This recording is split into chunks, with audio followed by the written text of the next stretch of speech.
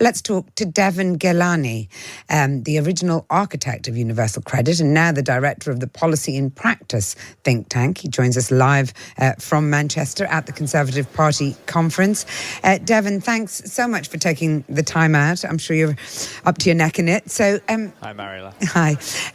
Just your thoughts, first of all, on this change by Jeremy Hunt.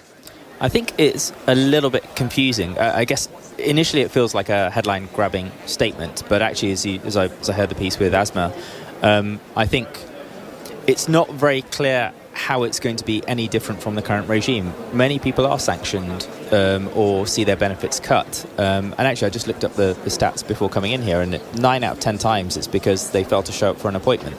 So I think the main thing the government needs to do is figure out why people aren't showing up for appointments and get to the root cause of these issues, because otherwise the system has become more punitive and the rhetoric sounds like it's going to become more so.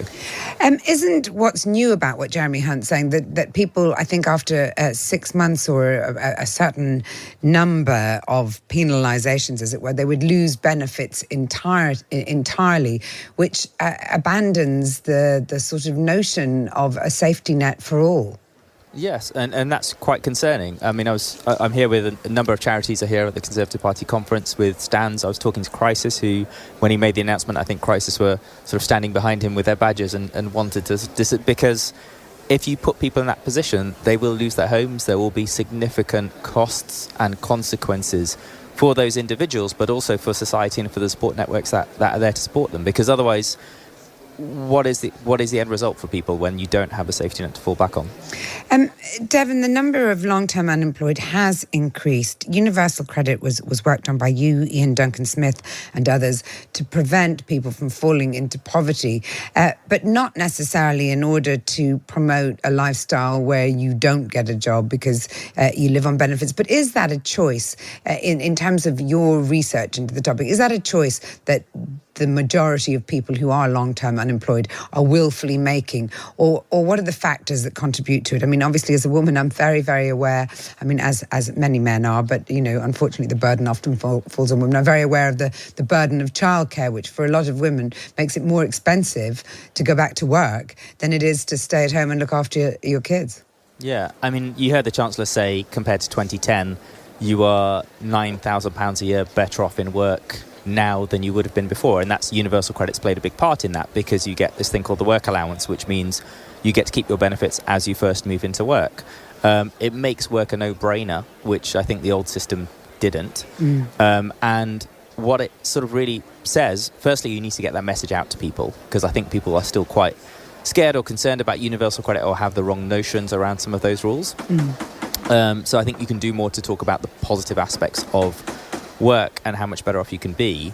But equally, I think you're in taking much more of a punitive approach. You're not really figuring out why people aren't going into work. And if you can be £9,000 a year better off full-time on the minimum wage, that is a good that is a big number, and is plenty. People do want to work, and I think we're not getting to the root cause of why. And actually, to get to the root cause of why, I spend time. Policy and Practice works with a number of frontline organisations, local authorities, Job Centre Plus, others, and I've met district managers who have spent time looking at the work their work coaches are doing, and the level of need or challenging circumstances faced by some of those people that are long-term unemployed is quite significant and substantial. And I think that level of detail is sometimes missed when the Chancellor's making statements like the one this morning.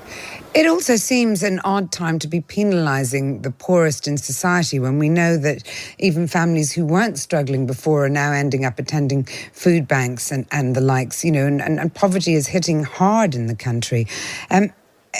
Do you think using benefits as a tool here is a political decision, some simple electioneering rather than a sort of policy to go forward with?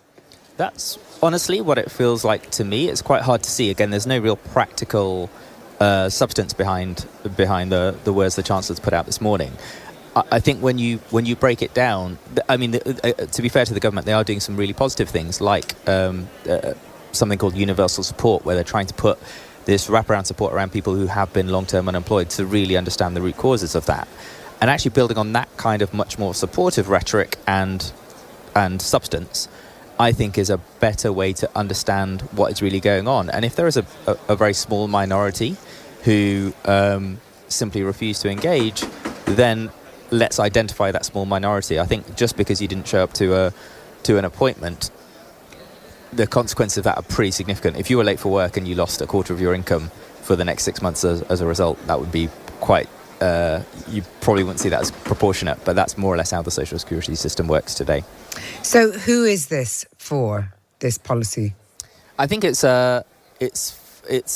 election season. Oh, sorry, it's conference season. So and it is also election season, I think. Yeah. So to put something out there that says we are tough on benefit claimants never lands badly with the electorate. Wrongly so. I think there's a narrow minority that I think really understand how the social security system works and the intricacies and challenges faced by people who are kind of almost enmeshed within it.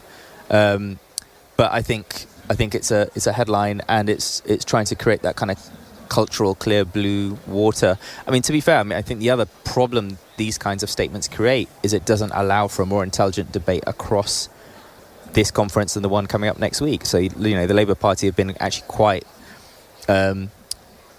where you could have a more intelligent debate around reforms to the social security system. It's very hard to, because it comes across as soft on claimants, when actually what we're really all trying to do, those that work in the sector, is understand the challenges that are facing people and how best to help them overcome those challenges. Like that 90% of the time, that is the thing that is holding people back.